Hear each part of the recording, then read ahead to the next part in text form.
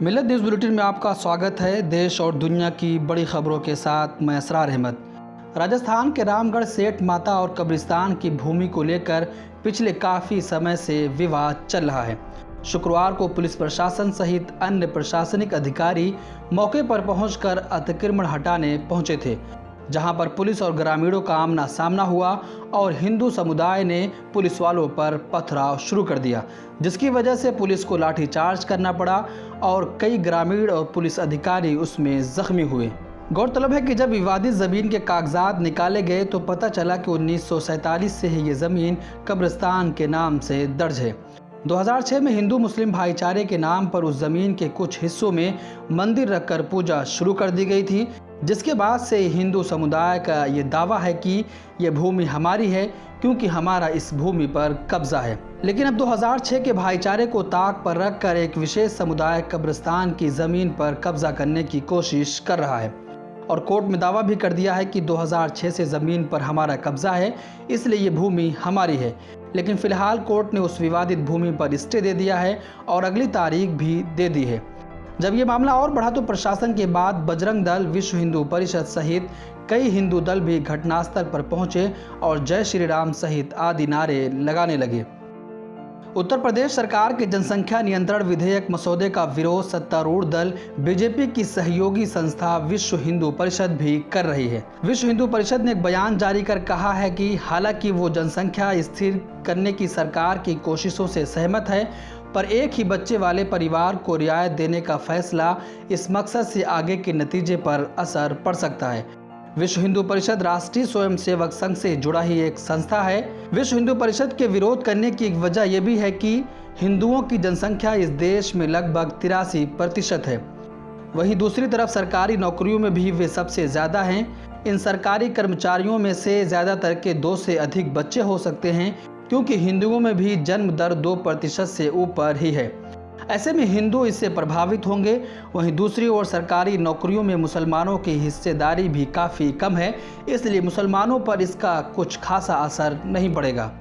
अफगानिस्तान में तालिबान के बढ़ते दबदबे और कब्जे के बीच काबुल एयरपोर्ट को चलाने के लिए तुर्की के राष्ट्रपति तैयब एर्दोगान ने कहा है कि अफगानिस्तान से वाशिंगटन के निकल जाने के बाद काबुल एयरपोर्ट को सुरक्षा प्रदान करने के लिए तुर्की और अमेरिका ने हस्ताक्षर किए हैं। डॉन में प्रकाशित एक रिपोर्ट के अनुसार तुर्की ने अगले महीने सैनिकों के जाने पर हवाई अड्डे के लिए सुरक्षा प्रदान करने का वादा किया है, जिसे अंकारा और वाशिंगटन के बीच बेहतर संबंधों के रूप में देखा जा रहा है।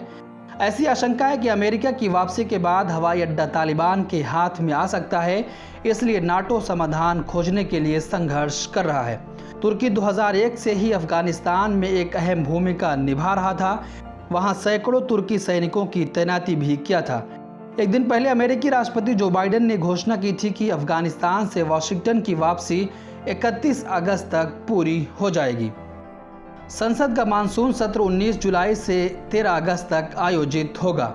कोविड-19 महामारी के बीच आयोजित इस सत्र के दौरान 19 बैठकें होंगी। लोकसभा स्पीकर ओम बिरला एक प्रेस कॉन्फ्रेंस में जानकारी दी। उन्होंने कहा कि कोरोना महामारी के दौरान संसद के 3 सेशन हुए, जिसमें बड़ी संख्या में सांसदों ने शिरकत की। इस मौके पर ओम बिरला ने बताया कि नए संसद भवन का निर्माण कार्य अक्टूबर 2021 में पूरा हो जाएगा।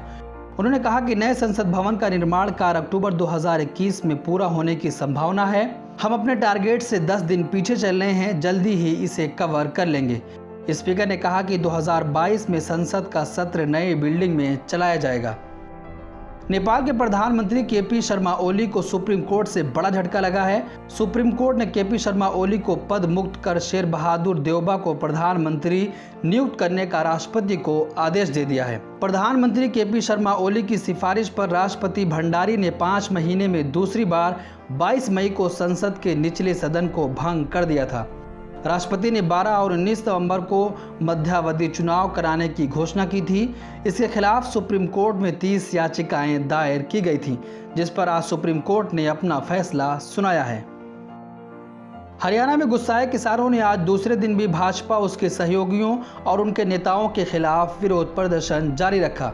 प्रदर्शनकारियों ने आज फतेहाबाद जिले में पार्टी कार्यकर्ता की एक बैठक में प्रदर्शन किया, जिसमें राज्य के मंत्री बनवारी लाल उपस्थित थे। झज्जर में एक अन्य कार्यक्रम को भी निशाना बनाया गया। शनिवार की तरह हिसार और यमुनानगर जिले में भी पुलिस को तैनात किया गया था और बवाल की आशंका को देखते हुए बैरिकेड्स भी लगाए गए थे। हालांकि किसानों ने उन्हें हटा दिया और पुलिस से भिड़ गए। भाजपा की इस महीने कई कार्यक्रम आयोजित करने की योजना है, जिन्हें किसान लगातार निशाना बना रहे हैं। केंद्र सरकार के 3 नए कृषि कानूनों का विरोध कर रहे किसान लगातार भाजपा नेताओं को निशाना बनाकर उनका विरोध कर रहे हैं। काफ़ी संख्या में किसानों ने दिल्ली में डेरा डाला हुआ है। इनमें से ज़्यादातर पंजाब, हरियाणा, यूपी के हैं। केंद्र सरकार के 3 नए कृषि कानूनों का विरोध कर रहे किसान लगातार भाजपा नेताओं को निशाना बनाकर उनका विरोध कर रहे हैं। काफ़ी संख्या में किसानों ने दिल्ली में कैंप डाला हुआ है। इनमें से ज़्यादातर पंजाब, हरियाणा, यूपी के हैं। देश के अन्य हिस्सों से भी किसान इसमें शामिल हैं। आबादी के लिहाज से देश के सबसे बड़े राज्य उत्तर प्रदेश में अगले साल विधानसभा चुनाव होने हैं। ये चुनाव सत्तारूढ़ बीजेपी के लिए चुनौती भरे साबित होंगे और इसमें उसे अखिलेश यादव की समाजवादी पार्टी से कड़ा मुकाबला देखने को मिल सकता है। चुनाव के कुछ माह पहले समाजवादी पार्टी के लखनऊ ऑफिस के बाहर युवाओं के लिए 10 लाख नौकरियां और पूरे राज्य में 300 यूनिट फ्री बिजली के वादे वाले पोस्टर नजर आए हैं। पोस्टर में कहा गया है कि सत्ता में आने पर समाजवादी पार्टी अपनी पहली मीटिंग में युवाओं को 10 लाख जॉब और पूरे यूपी में 300 यूनिट फ्री बिजली उपलब्ध कराएगी। उत्तर प्रदेश में अगले साल होने वाले विधानसभा चुनाव को लेकर सभी पार्टियों की सियासी गतिविधियां बढ़ गई हैं। कांग्रेस महासचिव प्रियंका गांधी वाड्रा ने उत्तर प्रदेश कांग्रेस सलाहकार परिषद की एक वर्चुअल मीटिंग की, जिसमें महंगाई, कोरोना, पंचायत चुनावों पर चर्चा हुई। बैठक में प्रियंका गांधी ने कहा कि एनडीए सरकार के दौर में बढ़ती महंगाई से जनता परेशान है। पेट्रोल, डीजल, सरसों तेल, फल सब्जियों के दाम आसमान छू रहे हैं। प्रियंका गांधी वाड्रा ने कहा कि पंचायत चुनाव में खुलेआम हिंसा हुई। भारतीय जनता पार्टी कार्यकर्ताओं ने बम, पत्थर और गोलियां चलाईं। बैठक में उन्होंने कहा कि यूपी सरकार हर मुद्दे पर विफल हो गई है। महंगाई, बेरोजगारी एवं जंगल राज के खिलाफ यूपी कांग्रेस सड़कों पर पूरी मजबूती के साथ उतरेगी। उत्तर भारत में यूपी, राजस्थान समेत कई राज्यों में रविवार को बिजली का कहर बरपा। उत्तर प्रदेश में रविवार को अलग अलग घटनाओं में आसमानी बिजली गिरने से 40 लोगों की मौत हो गई। कानपुर से 40 लोगों की मौत हुई। कानपुर और उसके आसपास के जिलों में 18, प्रयागराज में 14, कौशाम्बी में 4, आगरा में 3, उन्नाव में 2, प्रतापगढ़, वाराणसी और रायबरेली में 1-1 लोगों की मौत हुई। कई जगह आसमानी बिजली गिरने की वजह से जानवरों की भी मौत हुई है। हादसे में मरने वाले लोगों के परिजनों के लिए सरकार की तरफ से 4-4 लाख रुपए के मुआवजे का ऐलान किया गया है। वहीं राजस्थान के आमेर के किले के पास वॉच टावर पर चढ़कर सेल्फी ले रहे लोगों पर बिजली गिरने से घटना में 8 लोगों की मौत हो गई है। ब्यूरो रिपोर्ट, मिल्लत टाइम्स। मिल्लत टाइम्स को आपकी जरूरत है। हमारी आप माली मदद करें।